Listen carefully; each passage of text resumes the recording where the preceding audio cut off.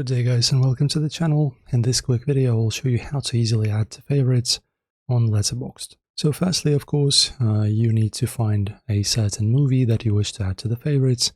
So you can, for example, choose from the popular, or you can just choose from more, or you can also use films like this, and you can also find a film. For example, let me find Batman. So as you can see, we have multiple versions of it, of course. Let's find something more modern, for example. Like this 2000 movie.